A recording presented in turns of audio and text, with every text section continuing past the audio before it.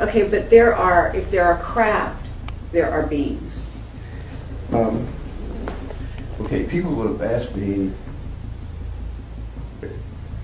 about, I call them vehicles, okay? Right.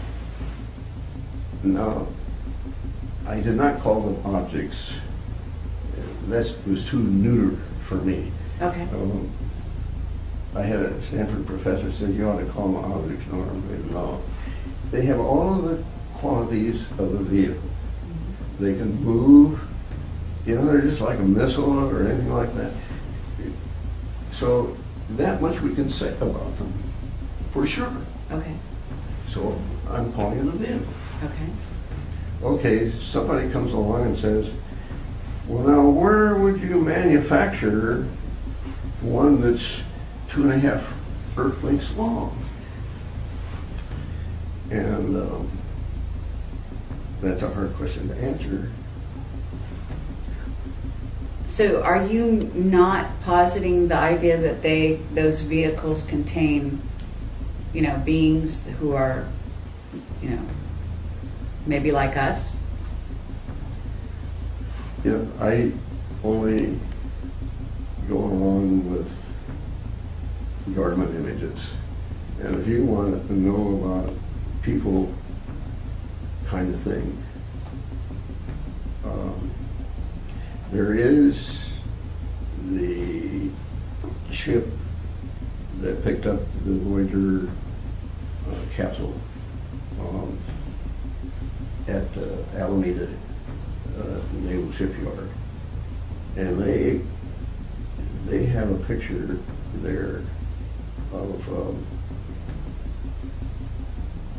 I think it's the Apollo flight that Buzz and Neil were on. But anyway, there is one image there that shows black people getting off. So people with dark skin getting off. Not dark, black. Black skin. Really black. Yeah. Not dark, black. Black skin. Really black. Yeah. It's a fight for survival against an alien invasion.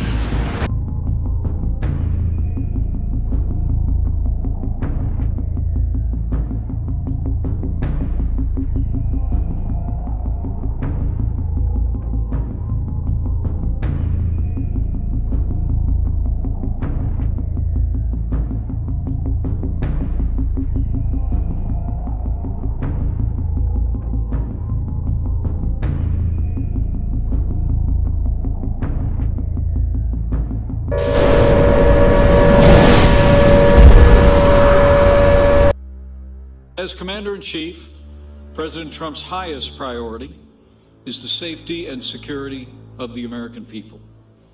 And while too often previous administrations all but neglected the growing security threats emerging in space, President Trump stated clearly and forcefully that space is, in his words, a war-fighting domain just like land and air and sea.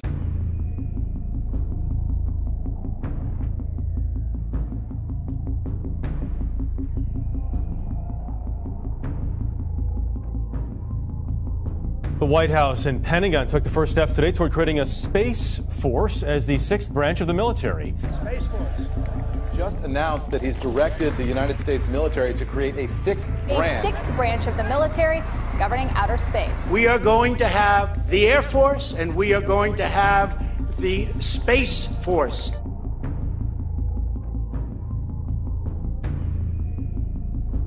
To having its own Space Force? Or do we actually need to start thinking about a big world war in the heavens, about a big world war in the heavens, about a big world war in the heavens?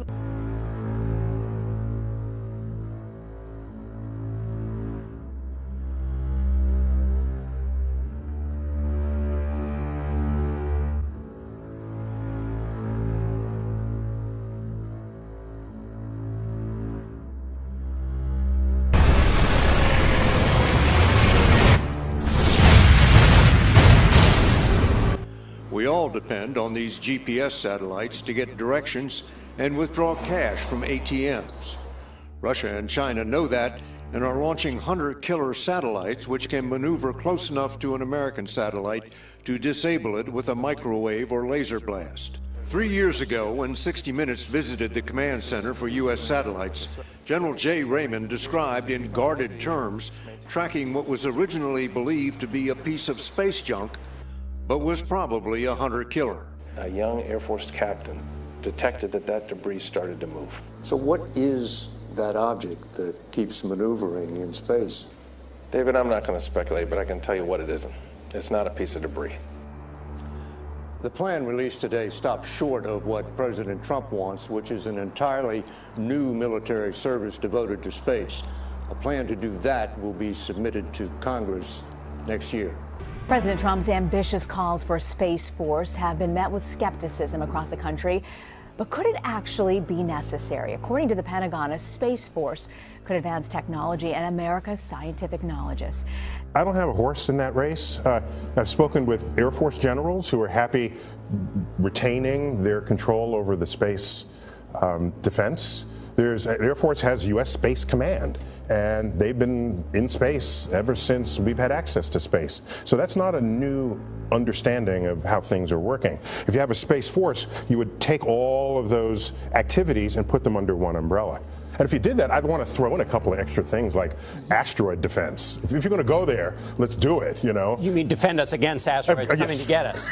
Yes, yes. You know how big a threat is that, by the way, while we're quickly in that neighborhood? Well, so one could come and then render us extinct. So I would count that as a big threat. Mm-hmm. Yeah. Okay. All right.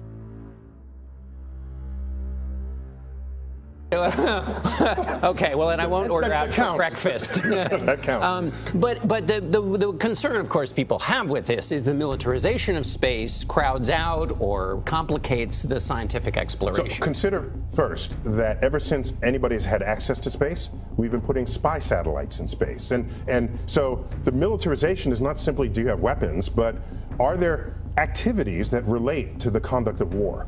And yes, we've had that since the beginning. That is not a new understanding or a new idea. And the second Gulf War, 2003, was enabled by space assets.